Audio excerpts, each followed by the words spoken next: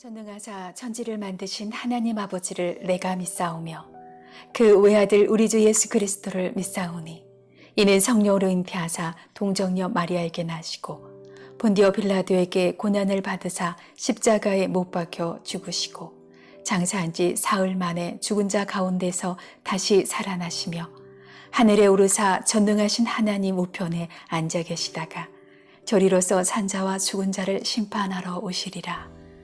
성령을 믿사오며 거룩한 공예와 성도가 서로 교통하는 것과 죄를 사하여 주시는 것과 몸이 다시 사는 것과 영원히 사는 것을 믿사옵나이다. 아멘.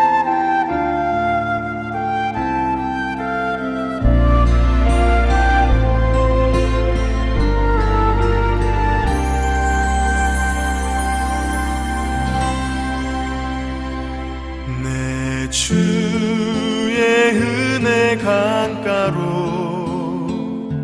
저 십자가의 강가로 내 주의 사랑 있는 곳 내 주의 강가로 내 주의 은혜 강가로 저 십자가의 강가로 내 주의 사랑 있는 곳 내 주의 강가로 가람 나의 영혼을 생수로 가득 채우소서 피곤한 내 영혼 위에 내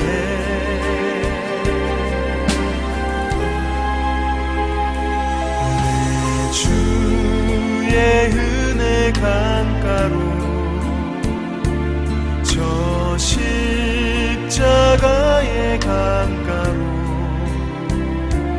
내 주의 사랑 있는 곳 내 주의 강가로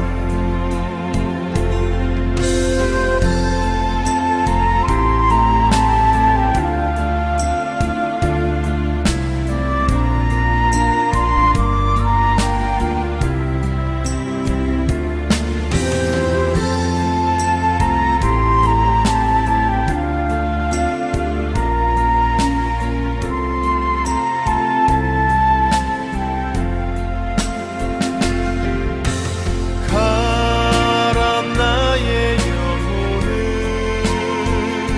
생수로 가득 채우소서 피곤한 내 영혼 위에 내 주의 은혜 강가로 저 십자가의 강가로 내 주의 사랑 있는 곳 내 주의 강가로 내 주의 강가로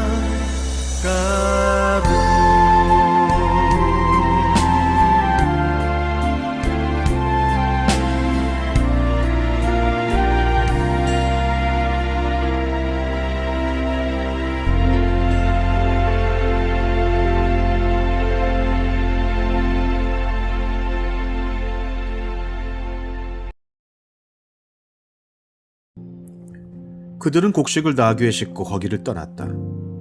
그들이 하룻밤 묵어갈 곳에 이르렀을 때에 그들 가운데서 한 사람이 자기 나귀에게 먹이를 주려고 자루를 풀다가 자루 어기에 자기의 돈이 그대로 들어있는 것을 보았다. 그는 이것을 자기 형제들에게 알렸다. 내가 낸 돈이 도로 돌아왔다. 나의 자루 속에 돈이 들어있어. 이 말을 들은 형제들은 어리 빠진 사람처럼 떨면서 서로 쳐다보며 한탄하였다. 하나님이 어찌하여 우리에게 이런 일을 하셨는가? 그들은 가나안 땅으로 아버지 야곱에게 돌아가서 그동안 겪은 일을 자세히 말씀드렸다. 그 나라의 높으신 분이 우리를 보더니 엄하게 꾸짖고 우리를 그 나라를 엿보러 간 첩자로 여기는 것입니다. 그래서 우리는 그에게 우리는 정직한 사람입니다. 우리는 첩자가 아닙니다. 우리는 모두 한 아버지의 자식들로서 12형제입니다. 하나는 잃고 또 막내는 가나안 땅에 우리 아버지와 함께 있습니다. 하고 말씀을 드렸습니다.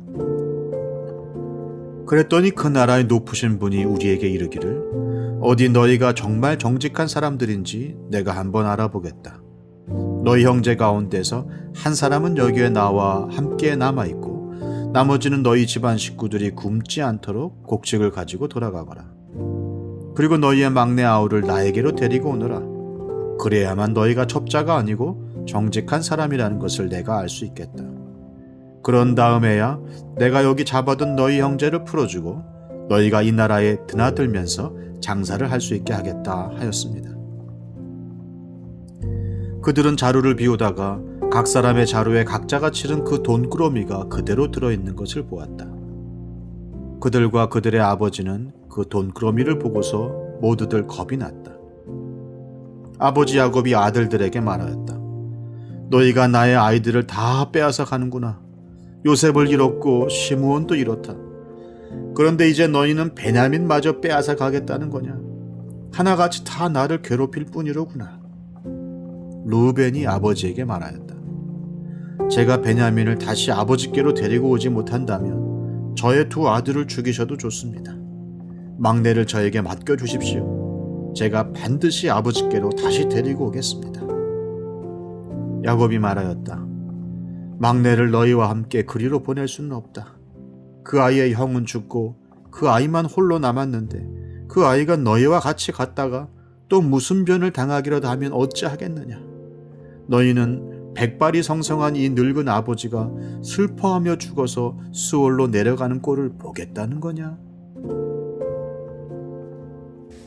시작과 기원의 책 창세기. 심장이 멈춤이 죽음이 아니라 절망이 죽음이고 포기가 죽음입니다. 우리의 가정을 향한 하나님의 분명한 뜻은 회복이지요. 우리가 포기하지 않으면 하나님께서는 회복의 역사를 이루어 가실 것입니다. 자, 우주의 창조로 시작된 창세기가 가족 이야기로 마무리됩니다. 창세기는 인류가 살아가는 사회의 가장 기본 단위로 가정을 보고 있습니다. 물고기가 물을 떠나서 살 수 없듯이 인간 역시 가정을 떠나 존재할 수 없습니다. 수신제가 치국평천하 몸을 닫고 집안을 안정시킨 후에 나라를 다스리며 천하를 평정할 수 있다. 가정이 행복해야 행복한 삶을 살 수 있습니다. 아무리 성공하고 아무리 돈을 많이 벌었다 할지라도 가정이 평안하지 아니하면, 가정이 건강하지 아니하면 행복한 삶을 살 수 없죠. 성공한 사업가, 유명한 연예인, 힘 있는 정치인이지만 실패한 아버지, 실패한 남편들이 많아요.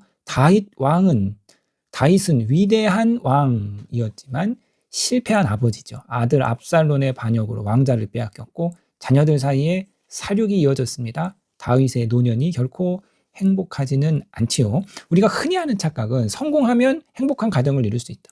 성공하면 행복한 가정이 저절로 따라올 줄 알았는데, 그래서 밤낮을 가리지 않고 열심히 일했는데 결국은 가정을 다 잃어버렸습니다. 부부관계는 형식만 남고 자녀들은 이미 다 커서 품 안에 떠나버렸고, 성공이 행복한 가정을 보장해주지 않습니다. 행복한 가정은 결코 저절로 만들어지지 않습니다. 관계는 결코 자동으로 형성되지 않지요. 세상의 모든 이치와 같이 가족도 노력하는 만큼 건강해지고 행복해집니다.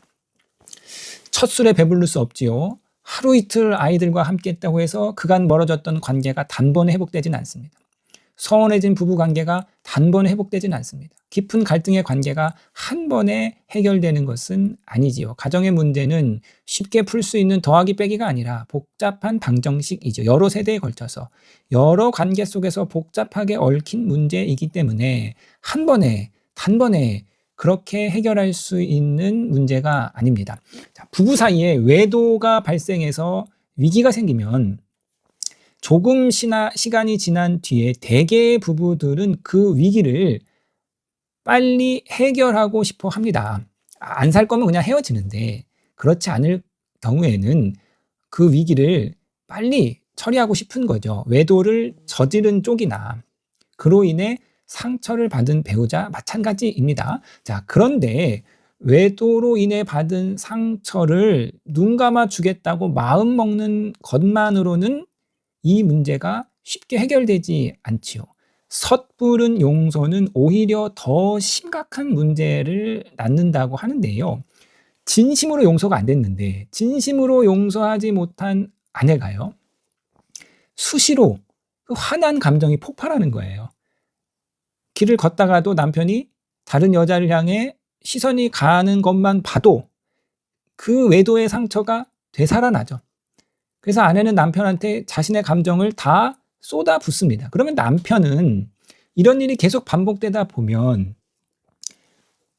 자꾸 왜 지나간 일을 가지고 또 그러느냐 하면서 이제 남편도 더 이상 아내의 그 분노를 받아주지 못하고 왜 자꾸 나를 의심하냐 하면서 남편도 이제 그 속에 짜증이 나고 화가 나기 시작하는 거예요. 이런 갈등이 반복되다 보면 외도를 저지른 내 잘못이 아니라 저렇게 나를 의심하는, 나를 만족시켜주지 못하는 저 배우자가 잘못이다 라고 생각하게 됩니다. 그래서 아내의 마음을 돌리고 부부의 관계를 회복하기 위해서 노력하고자 마음먹었던 것과는 달리 이 부부의 관계가 더 깊은 절망과 원망으로 일그러지죠. 관계를 위해서 부부가 서로 노력했는데 다시 원점으로 돌아가는 셈이 되어버립니다. 그러니까 치유와 회복에는 언제나 시간과 과정이 요구됩니다. 42장에서 요셉이 형들을 만났어요. 42장, 43장, 44장, 45장에 가서야 비로소 요셉이 형들에게 자신의 정체를 밝히고 화해에 손을 내밉니다. 42장에서 45장 사이에 얼마의 시간이 흘렀는지는 정확히 알 수 없으나 수년의 상당한 시간이 흘렀을 것은 분명합니다. 자, 그리고요, 45장에서 이 형들과 요셉이 진정한 화해를 이루었음에도 불구하고 50장에서 아버지 야곱이 죽으니 형들이 요셉이 자신에게 복수를 하지 않을까 두려워하고 요셉이 이를 알고 형들을 다시 안심시키는 장면이 나옵니다. 이처럼 상처가 회복되는 것은 오랜 시간이 요구됩니다. 10년의 상처가 회복되려면 10년의 시간이 걸린다는 말이 있지요. 가정이 회복되기 위해서는, 관계가 복원되기 위해서는 오랜 노력이 필요합니다. 과정이 필요합니다. 하나님은 과정의 하나님, 역사의 하나님이시죠. 이를 창세기가 우리 가운데 잘 보여주고 있습니다. 신학교 때 가정 상담 수업이 이제 필수 과목이었어요. 이 수업이 시작되니까 몇몇 학생들이 교수님께 질문을 하는데, 이건 궁금해서 하는 질문이 아니라 따지는 질문이죠. 교수님에게 예수도 믿고 성령도 받고 나는 다 회복되고 치유되었는데 굳이 인간적인 방법인 상담을 받아야 하는가? 이런 질문인 거죠. 굉장히 근본주의적인 신앙을 가진 사람들의 질문입니다. 저는 우리가 인지하지 못하는 사이에 성령께서 우리 안에 있는 상처와 아픔을 치유해 주실 수 있다고 믿습니다. 의사의 치료 없이 하나님께서 직접 우리의 몸을 치유해 주실 수 있다고 믿습니다. 그런데 오늘 창세기의 본문은 회복의 과정을 보여주고 있습니다. 하나님께서 순식간에 야곱의 가정을 회복시키시지 않았지요. 그러니까 성서에서 때로는 하나님이 즉각적으로 한순간에 기적을 행하시지만 많은 경우에는 긴 과정을 통해서 역사하십니다. 하나님은 과정의 하나님이시죠. 하나님은 당신의 백성 이스라엘을 세우시기까지 오랜 과정을 통해 역사하십니다. 하루아침에 뚝 이스라엘 민족을 만드신 것이 아니라 창세기 아브라함과 이삭과 야곱 12아들, 그리고 가나안의 그 애굽에서의 노예의 시간들, 수세대를 걸쳐서 하나님이 이스라엘을 만들어 가시는 이 하나님의 과정을 우리가 기억해야 합니다. 하나님은 과정의 하나님, 역사의 하나님이시지요. 우리의 가족이 요술 방망이처럼 뚝딱 회복하면 너무 좋겠지만, 그러나 과정이 필요합니다. 회복의 과정의 시작점은 직면이죠. 형들이 20년 동안 감추어졌던 요셉을 직면함으로써 회복의 문이 열리게 되었습니다. 자, 직면은 회복의 완성이 아니라 시작이에요. 이제 직면했으면 완성된 것이 아니라 직면했으면 거기서부터 잘못된 길에서 돌아서서 올바른 길로 걸어가는, 회복의 길로 걸어가는 쉽지 않은, 힘겨운 그 과정이 요구되고, 그 과정 가운데서 하나님이 우리와 함께 하시겠다. 회복의 길 가운데서 하나님이 우리를 도우시고 붙잡으시고 인도하시겠다. 이거를 창세기가 우리 가운데 보여주고 있습니다. 시므온이 애굽의 담보로 붙잡히고 나머지 아들들은 곡식을 자루에 싣고 집으로 돌아옵니다.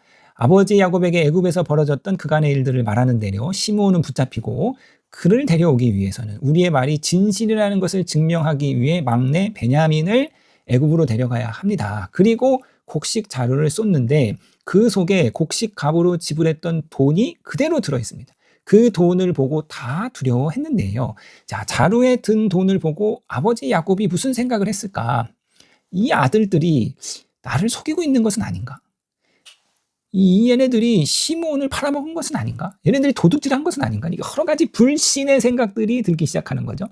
그 불신의 말을 쏟아냅니다. 36절에 아버지 야곱이 아들들에게 말하였다. 너희가 나의 아들들을 다 빼앗아 가는구나. 요셉을 잃었고 시므온도 잃었다. 그런데 이제 너희는 베냐민마저 빼앗아 가겠다는 거냐? 하나같이 다 나를 괴롭힐 뿐이오다. 그러니까 아들을 향한 깊은 불신의 모습을 볼 수 있습니다. 이에 이제 장남 르우벤이 아버지를 설득하는데요. 37절에 르우벤이 아버지에게 말하였다.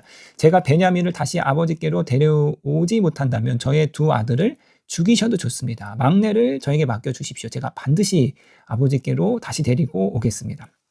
이 르우벤의 말이 전혀 야곱의 마음을 움직이지 못하죠. 38절에 야곱이 말하였다. 막내를 너희와 함께 그리로 내보낼 순 없다. 그 아이의 형은 죽고 그 아이만 홀로 남았는데 그 아이가 너희와 같이 갔다가 또 무슨 변을 당하게라도 하면 어찌하겠느냐. 너희는 백발이 성성한 이 늙은 아버지가 슬퍼하여 죽어서 수월로 내려가는 꼴을 보겠다는 거냐. 그러니까 야곱에게 베냐민은 내 아들이고 나머지 10 아들들은 너희입니다. 자, 애굽에서 돌아온 아들들을 맞이하는 이 아버지 야곱의 합당한 태도는요. 먼저 위험을 무릅쓰고 가족들을 위해서 먼 길을 다녀와서 식량을 구해온 아들들의 노고를 위로해 주었어야 하죠. 고생했다, 수고했다. 그 다음으로는 둘째 아들 시므온의 안위를 걱정해야 합니다. 내 아들 둘째가 붙잡혔구나.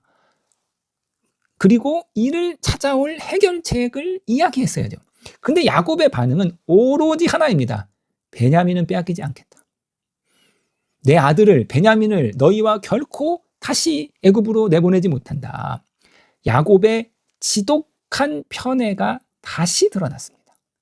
자, 아버지 야곱의 편애로 형들과 요셉의 갈등이 시작되었죠. 10명의 아들들에게는 고된 일을 시키고 요셉은 자기 품에 두고 채색 옷을 입히고 어린 요셉에게 형들을 감시하는 일을 맡겼습니다.